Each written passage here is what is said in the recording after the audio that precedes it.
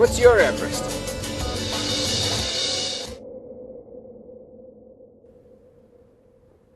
Any big goal can often be a struggle.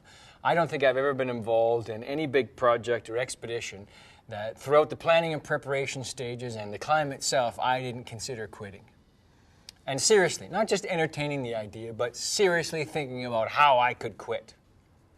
Realizing in that moment, though, that if I did quit, if I did give up, how would I feel for the balance of my life? How would I manage that knowledge that I gave up?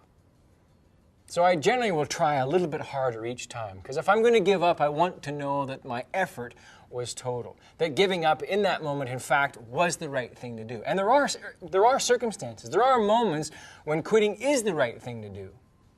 That doesn't mean we won't begin anew. That just means we might take a break, back up a little bit, reorganize, think things through, and start again more intelligently. I remember crawling into our climbing leader's tent on Mount Everest, my first trip there. And during an expedition, climbers' bodies begin to fall apart. It's just part of the cold and the wind and the lack of oxygen up high and the effort over the weeks. And it's not uncommon to get cracked ribs. Not because of any acute blow or a fall, but just because you're breathing so hard with every task. Just putting on your boots in the doorway of your tent, you're like, leaves you puffing for air. And that begins to weaken the intercostal muscles that support the ribs. And as these ribs normally move in unison, they start moving individually. And that puts pressure on them that they're not accustomed to, and you can get little hairline fractures starting near your spine and working their way forward, particularly painful. It's at that point when your teammates will sprinkle a little bit of pepper on your meal to see if they can coax a sneeze from you, and then they'll laugh and watch as the alligator tears roll down your cheeks in pain.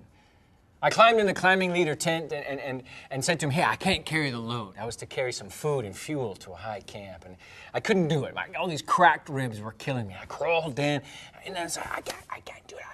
My ribs are killing me. I can't carry this stuff. He doesn't say a word to me. He reaches into his backpack, he pulls out this duct tape, and he tosses it to me. I catch it. I'm thinking, you want me to carry the duct tape instead? He's like, no, Jamie. Wrap the duct tape around your chest. Splint your ribs. Oh, wasn't exactly the sympathetic response I was looking for. I mean, I got cracked ribs. Don't I get a day off?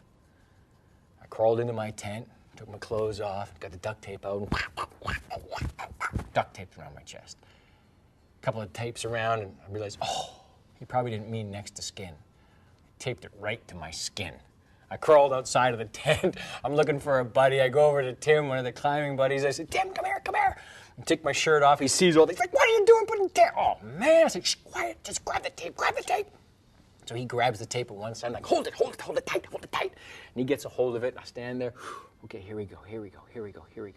And then rip it off and spin in circles and take the tape off. And I grab the tape and half my chest with it, crawl back in the tent, put some underwear on, a shirt like this, and then duct tape up. Go on and carry the load with this extra splinting. A couple weeks later, I go back into the same climbing leader's tent, more cracked ribs. I'm certain he's going to give me